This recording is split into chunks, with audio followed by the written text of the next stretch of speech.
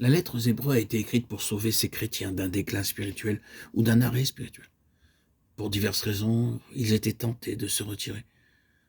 Nous nous souviendrons que ces mots paraissent dans un avertissement. S'il se retire, mon âme ne prend point plaisir en lui.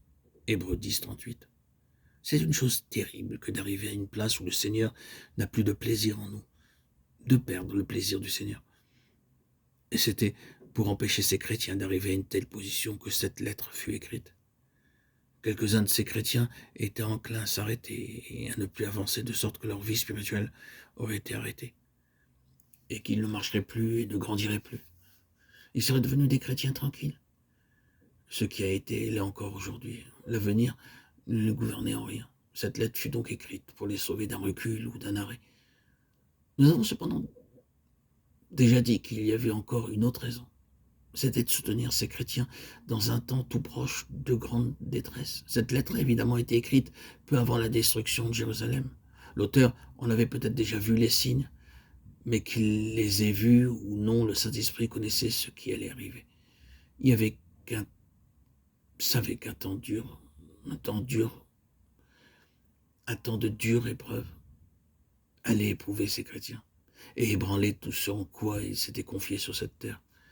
Et il inspira cet auteur qui écrivit cette lettre. Elle devait être une force pour eux et un salut en temps de détresse. Et la méthode qu'il employa pour leur apporter de l'aide fut de leur présenter tout à nouveau la grandeur du Seigneur Jésus, la grandeur de la vocation céleste, et de leur rappeler combien il est grand d'être des compagnons de Christ et de la vocation céleste. L'auteur chercha donc à présenter le Seigneur Jésus dans sa supériorité sur tous ceux qui l'avaient précédé, mais en le faisant, il rappela encore une autre chose. Et c'est une question très intéressante. Il dit, durant tous les âges du passé vécurent des hommes qui rencontrèrent de grandes difficultés, beaucoup de découragement et d'épreuves. Et là, il mentionne Abraham. Oui, Abraham avait eu vraiment une vie difficile. Il éprouva la difficulté de la promesse différée. Les promesses de Dieu ne semblaient pas se réaliser. Dieu resta longtemps à accomplir sa parole. Nous connaissons tous quelque chose de cette même difficulté. Nous avons hâte, et Dieu ne se hâte pas, il semble avoir tout le temps à sa disposition. Nous sommes troublés, or si le Seigneur voulait se hâter. Et je pense que nos prières sont souvent marquées par une parole, Seigneur, veuille le faire. Si un homme connut le besoin d'être patient, ce fut Abraham. Il rencontra cette difficulté, Dieu tarde si longtemps à l'accomplissement de ses promesses, et Abraham faiblit dans cette épreuve. À cette occasion, il quitta le pays de la promesse et alla en Égypte, où il trouva dans une détresse encore plus grande. Il dut dire un mensonge pour sortir de sa détresse. Cette question fut une réelle épreuve pour Abraham. Il y a là, je pense, des signes qui nous font comprendre que sa femme n'était pas toujours en sympathie avec lui. Alors qu'ils étaient âgés tous les deux et que le Seigneur leur dit qu'ils auraient un fils, Sarah, qui était dans sa tente, entendit et rit en elle-même. Genèse 18, 12. Et l'Éternel en fut peiné. Et Abraham dut reprendre Sarah.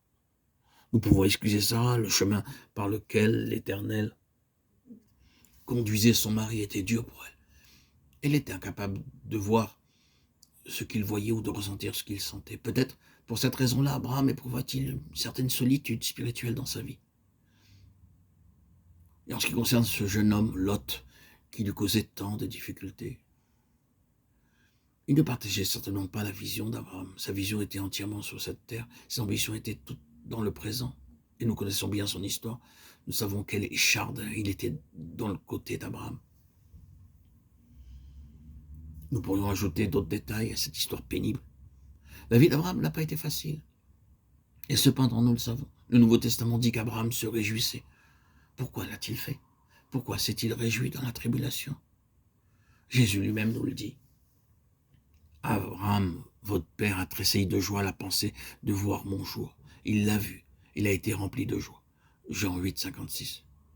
D'une manière ou de l'autre, Abraham avait vu le Seigneur Jésus. Il avait vu le jour du Seigneur Jésus. Et cela l'a soutenu dans toutes ses difficultés.